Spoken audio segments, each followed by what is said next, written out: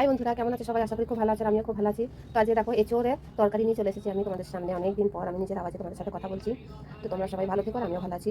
তো এঁচোড় দিয়ে আজকে তরকারি করবো। তো দেখো, হচ্ছে টমেটো, হচ্ছে পেঁয়াজ, এখানে কাঁচা লঙ্কা, আদা, রসুন, জিরে, ধনে বেটে রেখে দিয়েছি। এখানে কড়াই বসিয়ে দিলাম। এই যে কড়াই বসিয়ে দিয়েছি, এবার কড়াইটা গরম হোক, তারপরে তেল দেবো। তেল দিয়ে দিলাম, এখানে তেজপাতা, জিরা দিয়ে দিলাম তেলের মধ্যে।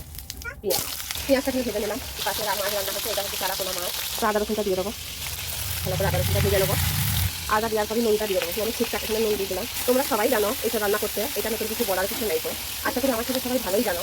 আমি সেরকম একটা রান্না জানি না, তবে যেরকম জানি সেরকমই তোমাদের কাছে দেখাচ্ছি। এরপর আমি টমেটোটা দিয়ে দিলাম। টমেটোটা দিয়ে ভালো করে কষিয়ে নেবো। মশলাটা দিয়ে দেবো। এর মধ্যে সব মশলা আমি দিয়ে দেবো। এখানে হলুদ দিয়ে দিলাম। এখানে সমস্ত মশলা যা যা দেওয়া সব দিয়ে দিলাম। এবার এটা ভালো করে কষে একটু সামান্য পাঁচ জল দিয়ে দেবো। এখানে ভালো করে কষিয়ে নিচ্ছি। তেল ছাড়া পর্যন্ত একটু কষে নেবো। তারপরে একটা হালকা দিয়ে দেবো। হালকা তেল ছেড়ে দিচ্ছি, আমি একটা দিয়ে দেবো।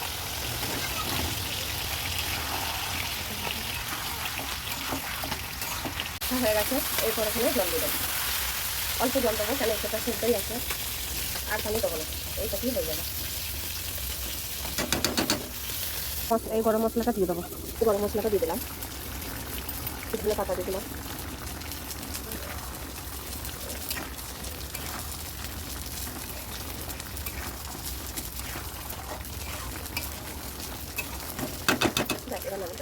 তা আমার এইসব রান্না কেমন লাগলো অবশ্যই কমেন্টে জানাবে। আর যদি পারি তো খেয়ে অবশ্যই বলবো।